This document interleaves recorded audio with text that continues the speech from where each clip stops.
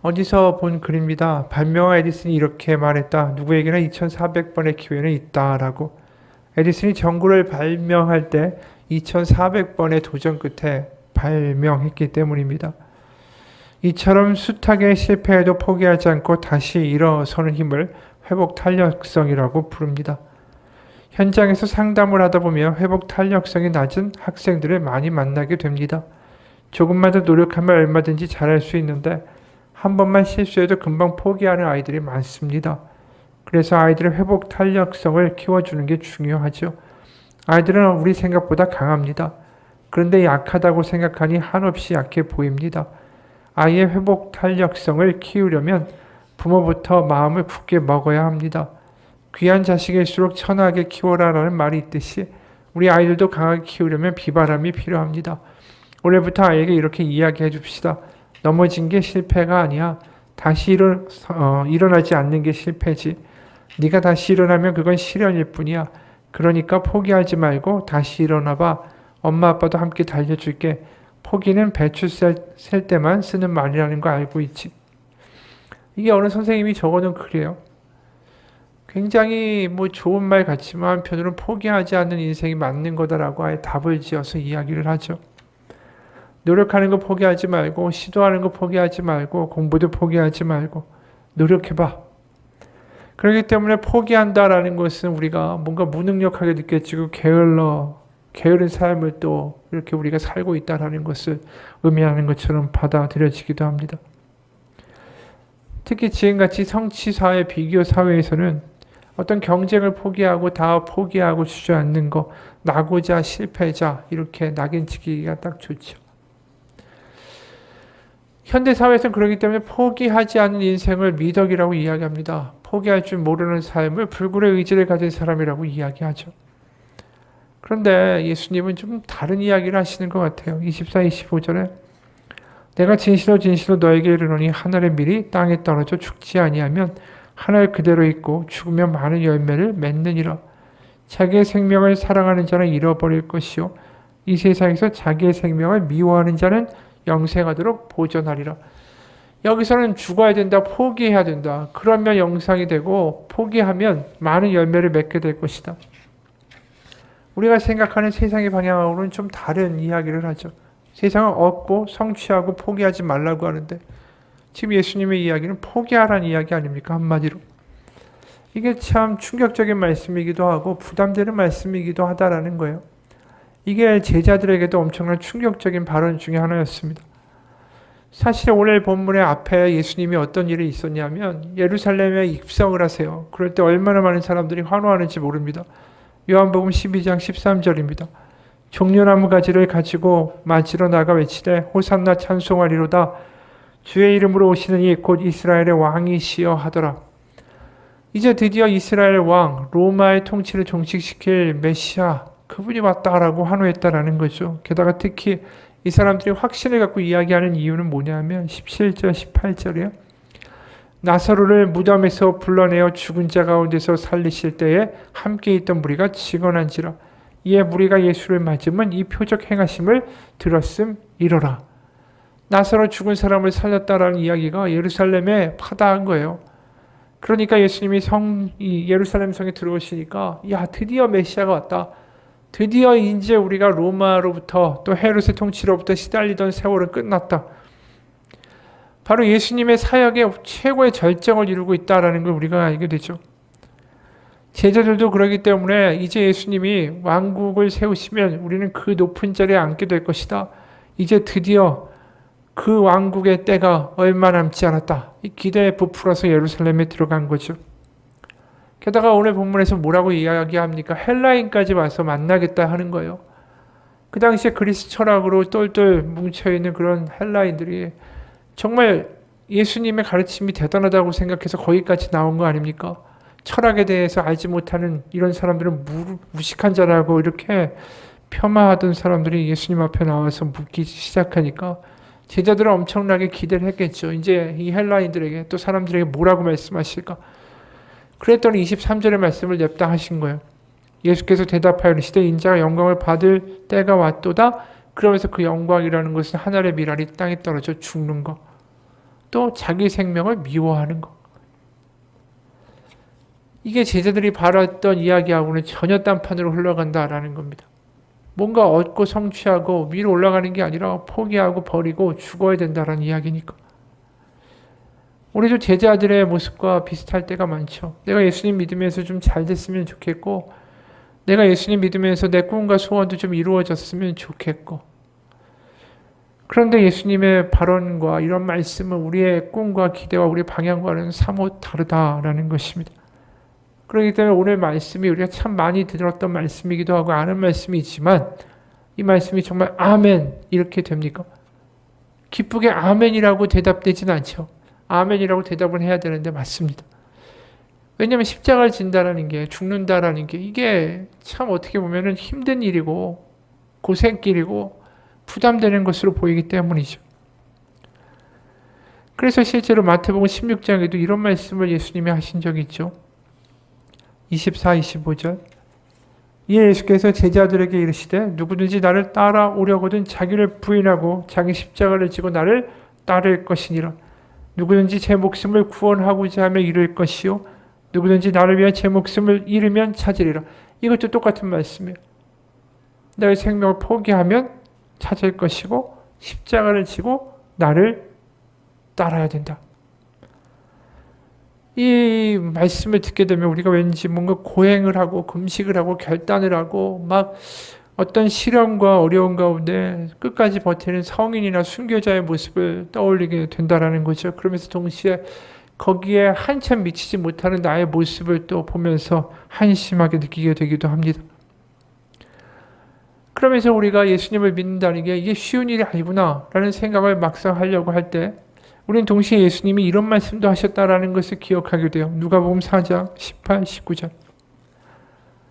주의 성령이 내게 임하셨으니 이는 가난한 자에게 복음을 전하시려고 내게 기름을 부으시고 나를 보내사 포로된 자에게 자유를, 눈먼 자에게 다시 보게 함을 전파하며 눌린 자를 자유롭게 하고 주의 은혜의 해를 전파하게 하려 하심이라 하였더라.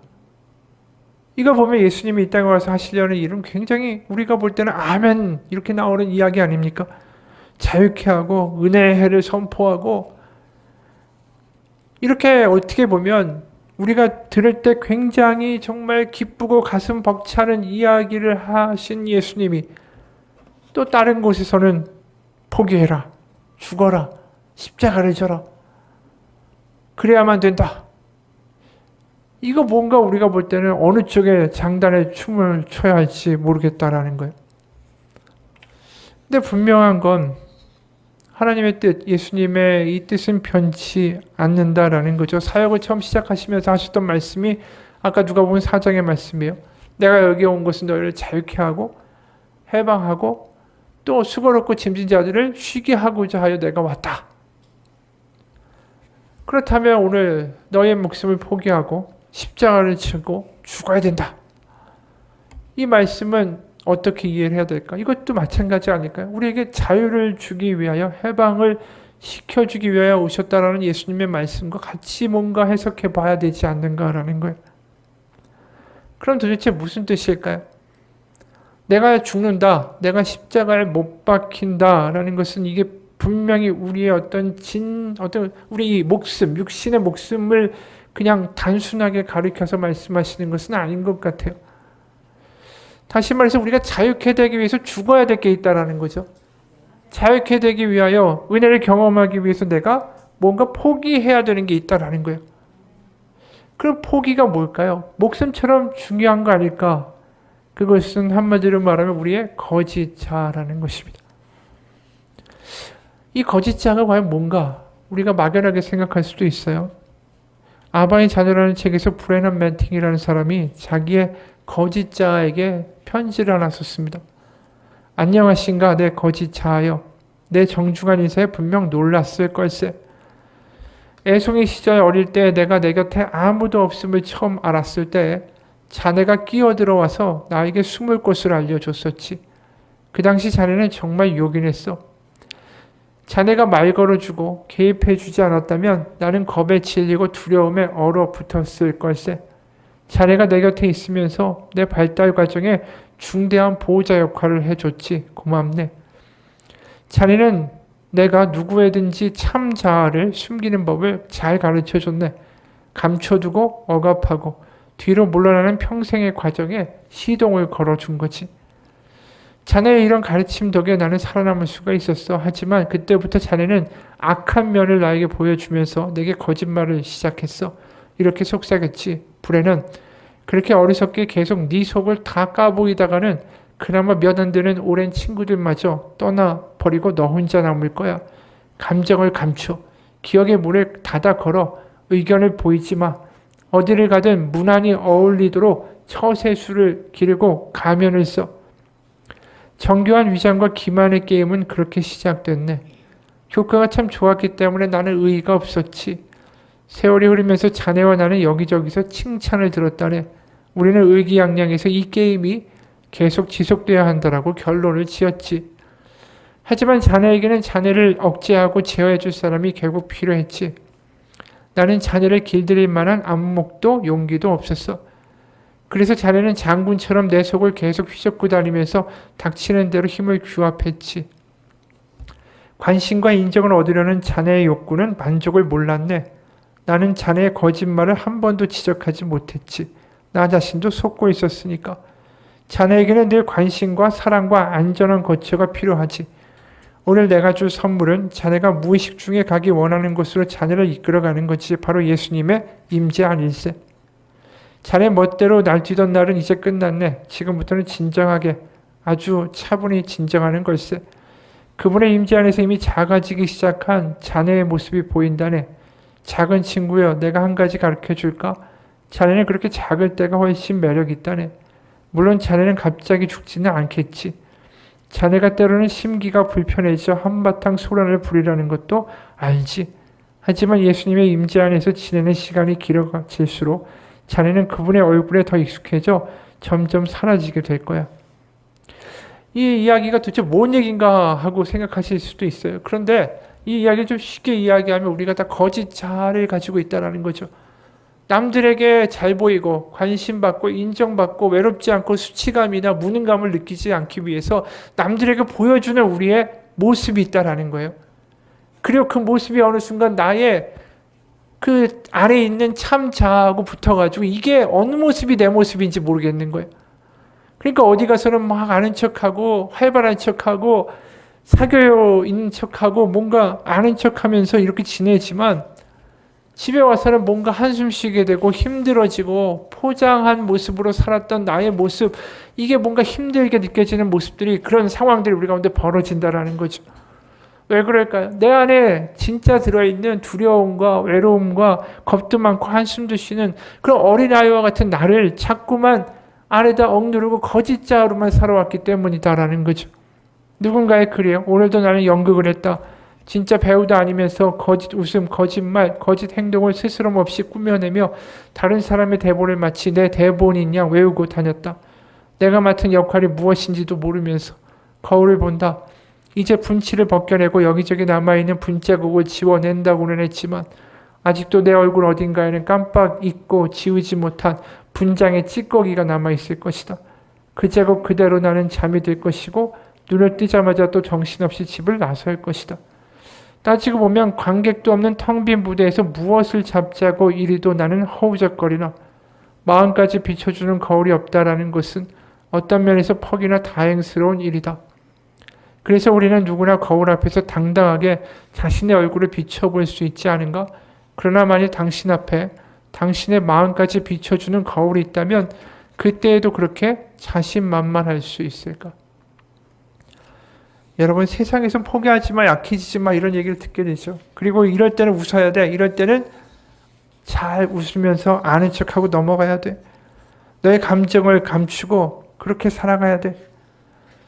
이런 어떤 내가 진짜 아닌 다른 모습으로 우리가 자꾸만 살게 되는 이러한 삶의 모습들이 왜 일어날까? 우리의 참자, 우리의 진짜 모습을 보여주면 우리가 너무 세상 가운데 형편없어 보일까 봐 그런 거죠. 약하고 아픈 모습 보여주는 것 자체가 세상 가운데 겁나기 때문입니다. 그렇기 때문에 거짓 자아는 항상 멋있어요. 근사합니다. 세상이 볼 때는 멋있고 힘세고 아는 척 같고 능력 있는 모습이에요. 그런 거짓 자아를 우리는 더 완벽하게 만들어내고 싶어해요. 사람들이 보면은 나를 부러워하고 멋지다라고 생각할 수 있을 정도로 외모나 옷에 더 신경 쓰고 더 근사한 차를 타려고 하고 뭔가 지위와 승진의 목숨을 걸어가지고 나의 거짓 자아를 더 멋있게 만들어서 사람들에게 뽐내고 싶어 하죠. 하지만 그 거짓 자아가 과연 나에게 구원을 가져다 주는 걸까요? 내 안에 있는 참 자아는 정말 거짓 자아가 만들어져 있는 동안에 내 안에 숨겨져 있는 진짜 자아는 어떻게 보면 소외당하고 있는 거죠. 지금 예수님이 이야기하시는 건 다른 게 아니고 좀 어려운 이야기지만 우리의 거짓 자아가 죽을 때 참 자아가 산다라는 거예요. 그러니까 내가 거짓 자아를 만들고 지키고 꾸미기 위해서 나의 생명과 나의 우상과 같은 것들을 다 갖다 바치고 내가 거짓 자아를 더 멋있게 만들려고 자꾸만 뭔가 다른 짓을 하는 그것 자체가 우리가 거기에 노예로 살아간다라는 거죠. 여러분 거짓 자아를 십자가에 못 박는다라는 얘기는 뭐냐 하면 나의 연약함을 그대로 드러낼 수 있는 용기가 필요한 거예요. 그건 뭡니까? 예수님을 받아들이지 않으면 우리는 거짓 자아를 포기할 수가 없습니다. 왜냐하면 근사하니까. 우리 모습을 그대로 인정하고 보여주고 내가 연약해도 별거 아니어도 괜찮다라는 확신이 생기는 것은 하나님 아버지의 살아계심과 사랑을 경험할 때만 가능한 거예요. 하나님의 나의 모습 그대로 받아주신다라는 게 우리 가운데 확신되고 믿어지고 그것이 내 가운데 아멘 될 때에 우리는 예수님과 하나님과 만나며 그분과 이야기하는 시간이 더 좋은 거지 거짓자의 이야기를 듣는 시간이 없다라는 거예요. 여러분 거짓자는 항상 우리에게 이렇게 얘기해요. 야 이거 가져. 그래 거짓말 한번 딱 눈 감고 하면은 너는 더 강해지고 네가 원하는 거 갖고 이거 가지고 세상 가운데 당당해질 수 있어. 거짓자의 대표적인 증상이 뭐냐면 우리를 잠깐 우상 숭배하도록 우리를 부추긴다라는 거예요. 여러분 우리가 거짓자가 죽지 않으면은 우리는 온전하게 하나님을 따를 수가 없다라는 거죠. 거짓자가 죽지 않으면 우리는 정말로 자유를 경험할 수가 없다라는 겁니다. 예수님이 우리에게 십자가를 지라고 하시는 것은 다른 게 아니에요. 바로 이 거짓자를 십자가에 못 박고 네 안에 들어있는 참 자아가 자유케 되는 역사를 내가 이뤄내고 말겠다라는 뜻입니다. 어느 돈 많은 부자가 어느 아줌마를 가정부로 두고 살았습니다. 이 부자는 돈 문제도 복잡했고 가정 문제도 복잡해서 부부싸움이 끝이지 않았어요. 염려와 걱정 때문에 술을 마셔야 잠시라도 걱정을 잊을 수가 있었고 수면제를 먹어야 또 잠을 잘 수가 있었죠. 그런데 이 도우미 아주머니는 언제나 명랑했고 평안했고 또 입에서는 찬송이 끊이지가 않았습니다. 어느 날 이 부자 주인이 아줌마한테 물어봤어요. 아주머니는 집도 없고요. 남의 일 하면서 이 잡일이나 하면서 사는데 어떻게 그렇게 늘 기쁘고 그렇게 노래 부르고 삽니까? 이유가 뭡니까? 아주머니가 이렇게 대답했죠.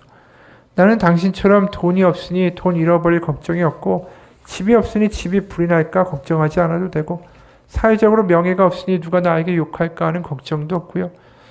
또 병들어 죽을 뻔한 몸일 걸 다 알고 있으니 건강 때문에 굳이 걱정하지 않고 언제 다시 아파 죽는다 할지라도 나는 이 불편한 몸을 벗어버리고 하나님께로 갈 거고 또 세상을 내 나이만큼 살아보니 세상에 달리 크게 욕심낼 것도 없고 그러니 늘 하나님과 함께 행복할 뿐이죠. 이 말을 들은 주인이 아주머니가 조용히 방에 들어와서 깊은 생각에 잠겼습니다. 여태까지 나는 무엇을 위해 살았는가? 나는 열심히 배우고 땀 흘려가며 포기하지 않고 많은 걸 성취했다라는 것을 자랑했는데 내가 여태까지 모은 것은 근심뿐이었구나. 저 아주머니는 정말 자족하며 기쁘게 사는 것을 배웠는데 그래서 저렇게 살아가고 있는데 말이야. 여러분 이 아주머니가 결국 경험하고 있는 게 뭐죠? 자신의 약함이 하나도 부끄럽지가 않은 거예요. 이게 대단한 거죠. 우리의 연약함이, 우리의 가진 것 없음이, 나의 때로는 무능력함이 하나도 창피하지가 않다. 왜요? 이게 하나님이 그 안에 계시다라는 증거죠. 거짓자 죽어도 돼. 그걸로는 천국 못 가고 그건 아무 의미가 없는 거예요. 참자로 살아가는 사람의 모습이고 담대함이고 세상 사람들이 볼 때는 와, 대단하다라고 느끼게 만드는 일이라 할 수 있죠. 여러분, 그러니까 율법을 지킴으로 하나님 앞에 사랑을 받을 수 있다라는 말이 얼마나 터무니없는지 우리가 알 수 있죠. 왜냐하면 하나님의 이 예수님이, 하나님의 아들이 십자가를 지라 너의 목숨을 바치라, 이 말씀을 우리가 율법적인 거로 자꾸만 해석하는 거예요. 네가 그래서 십자가를 져야 되니까 네가 힘들어도 기도하고, 네가 힘들어도 봉사하고, 네가 힘들어도 뭘 하고, 이런 식의 어떤 행위나 수행으로 자꾸만 만들어간다는 거예요. 십자가를 지라는 게. 이건 뭐예요? 결국 자꾸만 십자가를 지라는 걸 율법으로 만들어버리는 거예요. 그런데 십자가를 지라는 것은 율법이 아닙니다. 우리의 거짓자를 못 받고 자유를 경험하라는 거죠. 그 경험은 어떻게 이루어집니까? 하나님이 살아 계시니까 나의 거짓자를 포기할 수 있는 담대함이 생기는 거죠. 그러니까 포로되어 갇힌 자를 자유케 한다는 게, 갇혀있고 포로된 게 누구에게 잡혀있냐면 결국 내가 보면 거짓자에게 잡혀있는 거예요. 거기로부터 자유케 하사 참 자유로 살아갈 수 있는, 참 자로 살아갈 수 있는 자유를 허락해 주신다. 그게 십자가를 지라는 거예요. 이걸 율법적으로 해석해서 뭔가를 또 교회 안에서 행하고 수행하고 성취하는 일로 만들면은 이건 지금 완전히 역행하고 있는 거죠. 거꾸로 가고 있는 거죠. 그래서 25절에 항상 이런 말씀하시잖아요. 세상에서 자기의 생명을 미워하는 자는 영생하도록 보존하리라. 하나님이 이 목숨을 포기하라, 네가 거짓자를 포기하라, 포기해야만 사랑받는다가 아니라 포기하는 대신 내가 더 좋은 거 줄게. 뭐 영생이라는 거예요. 하나님의 생명이라는 거예요. 그러니까 하나님이 이야기하시는 것은 우리의 연약함에 대해서 항상 혼내시는 게 아니라 우리를 하나님의 빛의 길로, 더 좋은 길로 인도하시고자 하신 하나님의 이 사랑에 항상 바탕이 깔려 있다라는 것이죠. 그렇기 때문에 이게 복음인 거예요. 십자가를 지고 따라가는 거. 또 내가 목숨처럼 여기는 걸 놓을 수 있는 거. 왜요? 더 좋은 하나님의 은혜와 생명이 우리 가운데 있기 때문에. 거짓자와 내가 자꾸만 붙어서 나의 거짓자를 더 근사하게 만들고 내가 가진 가면을 더 화려하게 만들기 위해서 나의 생명을 거는 일만큼 허무한 게 없어요. 사람들이 결국 그 가면 하나 만들어 놓고 거기다 보석도 박아놓고 못도 박아놓고 더 큰 가면 가지려고 하고 하지만 결국 그 가면이 직업일 수도 있고 명예일 수도 있고 돈일 수도 있고 성공일 수도 있고 뭐 여러 가지가 있겠죠. 하지만 결국 그거를 가지고 우리가 하나님 나라에 갈 수 있나요? 결국 아무 의미가 없는 거잖아요. 아파보면 아무것도 없는 거고요. 집안에 분란이 생기고 싸우다 보면 야 이게 뭐냐, 아무 도움도 안 되는데. 그 거짓자를 위하여 내가 목숨 거는 것만큼 하나님이 볼 때는 안타까운 일이 없다라는 거죠. 어느 집에 갑으로 내려오는 청자가 있었습니다. 시가로 치면 1억이 넘는 귀한 청자였대요. 하루는 아이가 놀다가 청자 안에 10원짜리 동전을 빠뜨렸습니다. 그 아이는 청자 안에 있는 그 10원짜리를 꺼내기 위해서 손을 딱 넣는데 그걸 빼려고 하다 보니까 손에 주먹을 줘야 될 거 아니에요? 들어갈 때 이렇게 들어갔지만 나올 때 이렇게 나와야 되니까. 그러니까 이 꽉 담은 주먹이 청자 이 입구에서 빠지질 않는 거예요. 아버지가 아이의 손을 빼주려고 했지만 소용이 없었습니다. 아이의 손이 빠지지 않으니까 할 수 없이 집안대대 갑으로 내려오는 청자를 깨서 아이의 손을 빼냈습니다. 그리고 아이의 손을 빼낸 다음에 주먹을 보니까 고작 10원짜리 동전이 그 손에 움켜져 있었던 거예요.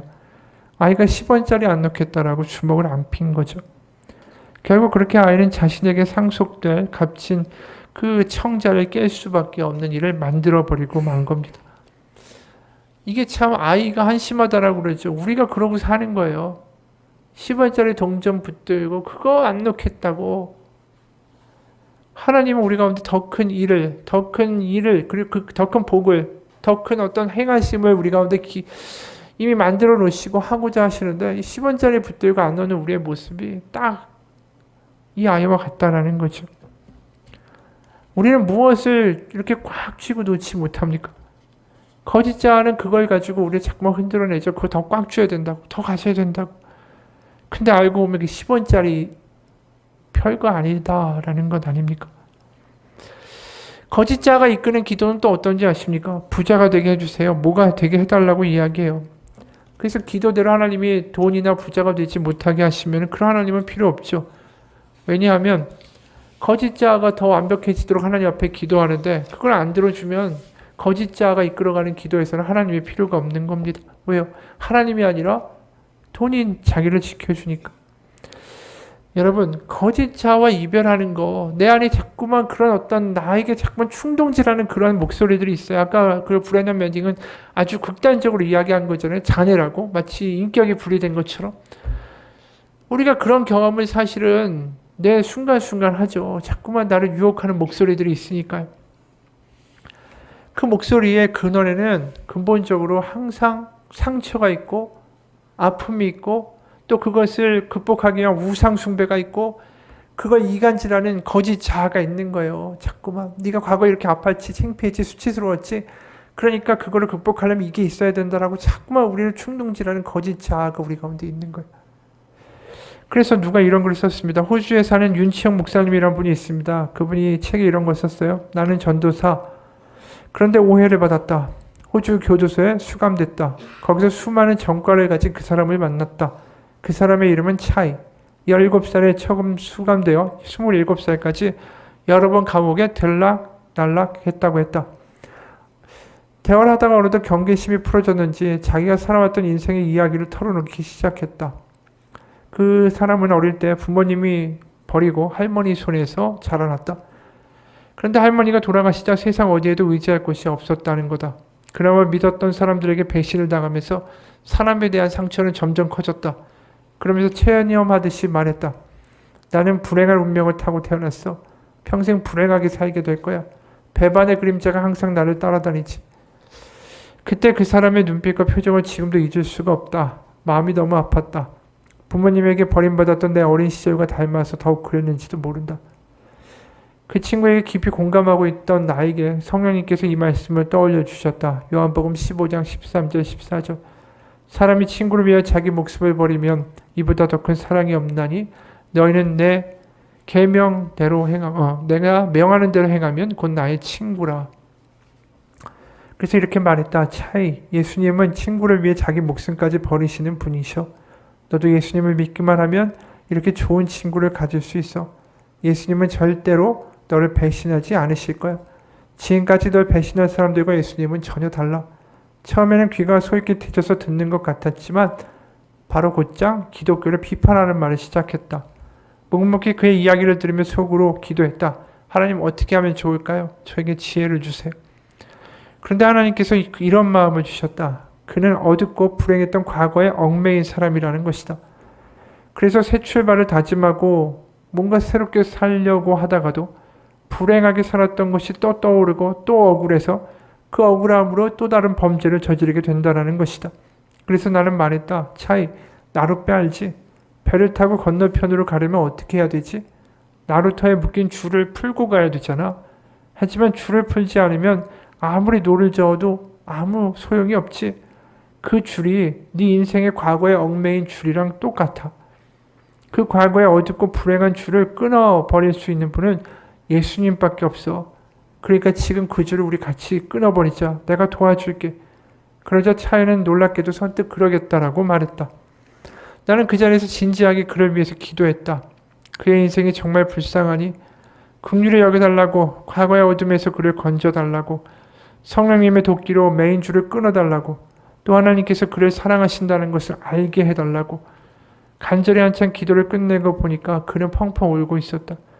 흘러내리는 눈물을 양손으로 닦으며 내게 고맙다고 연신 말했다. 그를 안고 토닥이는데 하나님의 마음이 느껴졌다. 하나님의 사랑을 이곳에 알리기 원하신다고. 이곳 사람들이 하나님을 알기를 원하신다고. 이분이 그래서 교도소에서 수많은 회복의 이야기를 만들어내고 간직을 했습니다. 여러분, 하나님은 어떻게든 우리를 살리고 자유케 하기를 원하십니다. 우리의 과거의 아픔과 상처와 문제들이 있겠죠. 거기서 우리의 참 자아가 겁먹고 실망하고 두려워하고 또 당할까봐 주춤되고 있을지도 모릅니다. 하지만 하나님은 우리를 그 어려운 상황, 과거의 상처로부터 자유케 하기를 원하세요. 거짓 자아에 자꾸만 놀아나면서 근사한 말로 자꾸만 예수님을 회피하고 우리의 약한 모습을 드러내지 않으려고 하는 그 모습이 아니라 어떻게든 우리를 다시 한번 자유케 하시고 회복시키시고자 하신 하나님이 열심히 있습니다. 그게 십자가의 아들을 죽여서 우리 가운데 그 마음을 보여주시는 거예요. 우리가 거짓자와 이별할 수 있는 용기, 우리의 과거의 상처를 끊어내고 이제 자유케 그 줄을 풀고 항해할 수 있는 용기를 얻는 것은 예수님 때문입니다. 하나님의 사랑이 어디에 나타났습니까? 지금도 우리를 향하여 손 내미시는 피 묻은 예수님의 저 못 박힌 손 아닙니까? 우리가 주님의 손을 잡을 때 더 이상 가짜로 살 필요가 없다라는 거죠. 더 이상 내 스스로도 내가 안심하고 믿고 또 스스로 창피하고 남에게 굽신구려야 할 이유가 없습니다. 있는 그대로 살아갈 수 있는 자녀의 권세와 용기가 우리 가운데 임하는 게 복음인 거예요. 그러다 보니까 초대교회의 노예였고 여성이었고 그 사회에서는 어떻게 보면 정말 사회 밑바닥을 이루고 있던 사람들이 얼마나 담대하게 나아가서 복음을 전하고 그들의 사랑을 주변 가운데 줄 수 있는 사람이 되었습니까? 그게 더 이상 자신들의 약함과 자신들의 못남이 세상에 나아가는데 아무런 걸림돌이 되지 않았던 거예요. 자신의 약함도 나는 괜찮다라는 거죠. 나 있는 모습 그대로 하나님이 나를 사랑하시고 받아주시기 때문에 과거의 상처와 과거의 문제들이 더 이상 나를 붙잡고 얽어매며 엉뚱한 길로 우리를 이끌어가는 것을 거부할 수 있는 힘이 생긴 거죠. 여러분, 거짓자를 버리고 내 있는 모습 그대로 살아갈 수 있는 자유를 하나님께서 분명히 허락하십니다. 그게 십자가의 거짓자를 못 받고 예수님을 따라가는 겁니다. 십자가에 죽는 건 누굽니까? 거짓자입니다. 나 연약하고 불쌍하고 겁먹은 나의 모습은 이제 예수님을 따라 예수님의 손을 잡고 아버지의 집으로 가는 거죠. 그게 복음의 모습이에요. 뭔가 수행을 하고 고행을 하고 헌신을 하고 뭘 해서 십자가에 져서 네가 아무리 힘들어도 이런 행위를 함으로 하나님을 떠나지 말아야지 넌 구원받을 수 있다가 아닙니다. 하나님 우리를 자유케 하기 원하시고 우리에게 복 주시기 원하시고 우리를 회복시키기 원하시는 선한 아버지이심을 믿으시기 바랍니다. 그게 복음이라는 거죠. 한 남자아이가 아버지와 동물원에 갔어요. 사자 우리 앞에 지나갈 때 포효를 지르면서 어슬렁거리는 사자의 그 소리에다가 아이가 너무 놀랍니다. 그러니까 그 소리를 듣고 이 남자아이가 울기 시작했어요. 아버지가 물었어요. 얘야 무슨 일이 있니? 아이가 새파랗게 질려서 이야기하죠. 아빠 저 사자가 보이지 않아요? 저 사자가 울고 있는 소리가 안 들려요? 그랬더니 아버지가 이렇게 답합니다. 보이지? 나도 보이고 들려. 하지만 나는 철장도 함께 보고 있어. 이게 무슨 이야기일까요? 우리는 더 이상 사자만 바라보며 겁내는 사람들이 아니라 우리를 보호하시는 철장과 같은 하나님의 손길을 보고 살아간다는 거죠. 두려움을 두려움으로 보는 게 아니라 그 두려움 앞에 우리를 지키시는 아버지의 손을 바라보며 십자가의 예수님의 손을 바라보며 살아가는 사람들이다라는 겁니다. 그럴 때 다르게 살아가라는 거죠.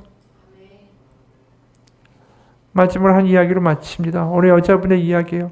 이분이 신용불량 문제로 고생을 하다가 교회에서 법적 도움을 주겠다고 해서 주일에 변호사를 만나기 위해서 교회에 처음 오게 됐습니다. 마침 예배가 한참 진행 중이라 본당에 들어가서 15분 동안 뒤에 서서 그냥 들었습니다. 그런데 갑자기 목사님 말씀이 자신의 마음에 너무 와닿는 거예요. 마치 뼛속까지 그게 와닿기 시작하더라는 거예요. 그러면서 순간 갑자기 머릿속에 자신의 많은 죄가 떠오르기 시작했습니다. 철없던 시절에 낙태했던 것도 죄였다라는 게 느껴지기 시작하고 갑자기 회개가 터지기 시작했어요. 몰라서 그랬다고. 내가 상처 입어서 그렇다고. 내가 연약해서 그랬다고. 내가 가난해서 그랬다고. 사는 게 급급해서 그랬다고. 그러면서 망가진 자신의 모습을 갖다 놓고 그냥 하나님 앞에 펑펑 울었습니다. 그러면서 막 기도하는데 이거 하나님의 완전히 일방적인 은혜였죠. 설교를 몇 년을 들어도 변화되지 않는 사람들이 부지기수인데 단 15분 만에 이런 일이 일어난 거예요. 그러면서 이분이 눈가에 눈물이 그렁그렁한 채로 이렇게 말했습니다. 뜻대로 되는 게 하나도 없고 이상하게 안 되었다는 게 이해가 됐습니다. 오히려 이 고생이 오히려 저를 빛으로 인도하는 빛이 될 줄은 몰랐네요. 하나님 감사합니다. 저를 이렇게 고생시켜 주셔서요. 하나님 아버지 앞으로 나를 나오게 하시기 위해서 그렇게 나를 고생시키셨을 때 하나님의 마음은 얼마나 아프셨을까요? 이 너무 놀라운 고백이죠. 나를 고생시키면서 아버지 마음은 얼마나 아프셨을까? 마치 철이 들어서 그 아버지의 마음을, 부모의 마음을 이해하는 자식처럼 말해요. 그리고 난 후에 이분은 요즘 지나다니는 모든 사람이 예쁘게만 보인다라는 거예요. 전에는 나를 속이려고 하지 않을까? 항상 나를 어떻게 할지 않을까? 저 사람에 대한 적대감과 의심으로 바라봤는데 이 은혜를 경험하고 나니까 모든 사람이 예뻐 보인답니다. 창문 너머 이삿짐을 보면 이사 가는 저 사람 좋은 데로 이사 가서 행복하게 해주세요라고 기도하고 테이블 4개 놓고 혼자서 운영하는 허름한 돼지국밥집 사장으로 아침 10시에 열어 밤 10시까지 운영하지만 어떤 때는 12시까지 운영할 때도 있대요. 그런데 고생해본 사람이 어려운 사람 형편 헤아릴 줄 알기 때문에 그렇게 늦게 오는 고단한 삶을 사는 손님들을 위해서 늘 기도하면서 어떻게 보면 한 그릇이라도 더 주려고 하고 그러면서 또 어려운 사람들을 구제하겠다고 쌀을 모으고 있다라는 거죠. 이분의 이야기가 뭡니까? 과거의 상처와 자신의 아픔으로부터 이제 자유케 된 거 아니에요?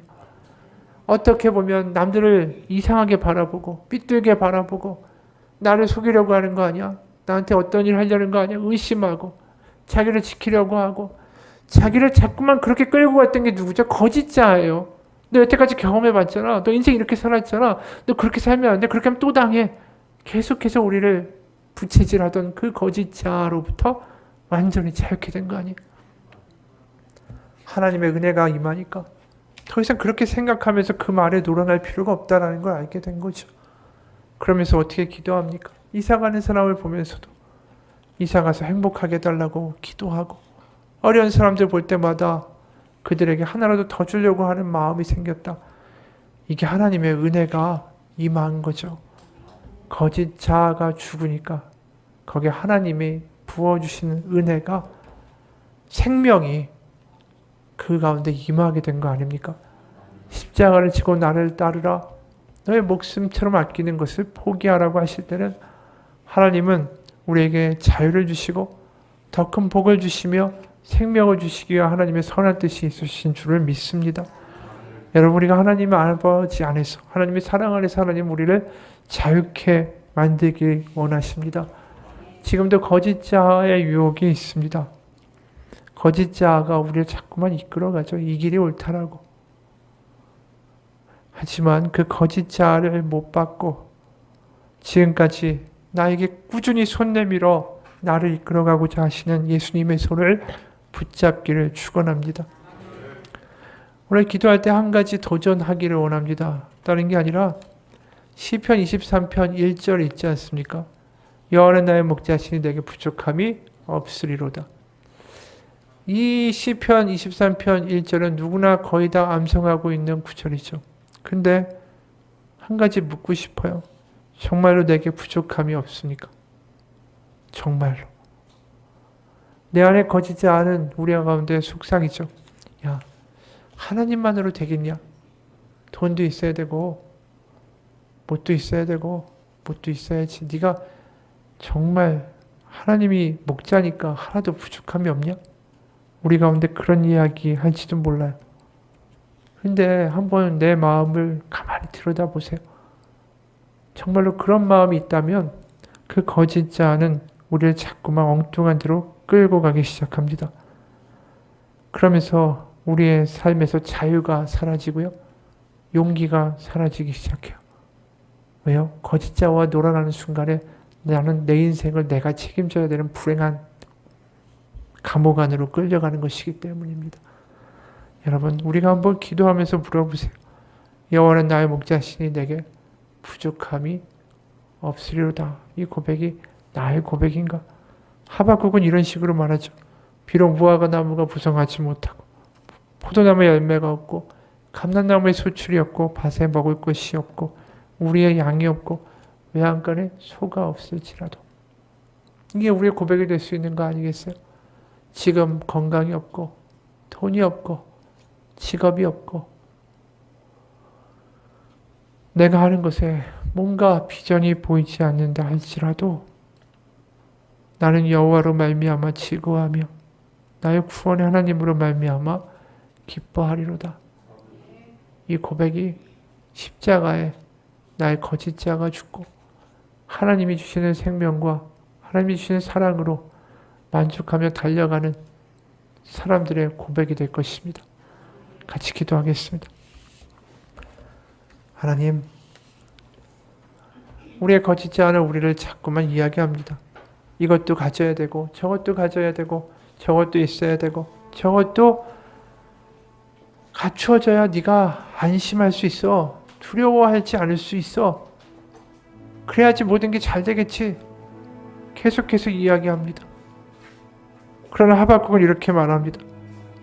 무화과 나무가 무성하지 못하고 포도나무에 열매가 없고 감람나무에 소출도 없고 밭에 먹을 것도 없고 우리의 양도 없고 외양간에 소가 없을지라도 나는 여호와로 말미암아 즐거워하며 나의 구원의 하나님으로 말미암아 기뻐하리로다.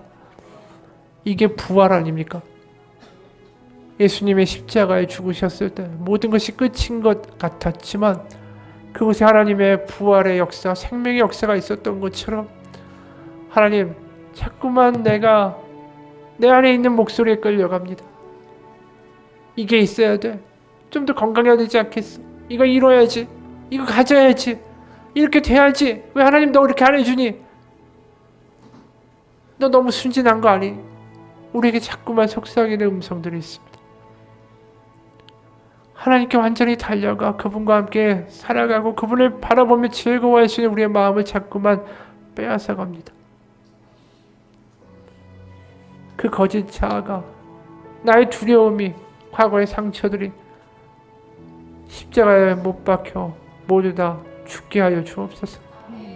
그리고 그곳에서 하나님이 주시는 생명, 하나님이 주시는 사랑, 하나님이 주시는 은혜가 우리를 채우고 우리를 장악해서 내가 없어도 나는 여호와로 말미암아 즐거워하며 구원의 하나님으로 말미암아 기뻐하리로다. 하박국의 고백이 우리의 고백이 될 수 있게 하여 주옵소서.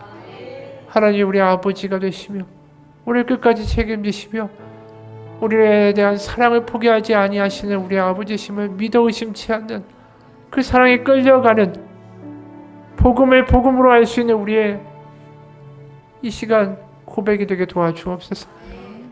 여호와는 나의 목자시니 내게 부족함이 없으리로다.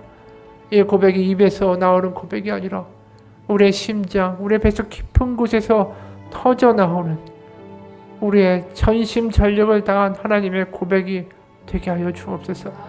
예수님 이름 받들어 기도합니다. 아멘.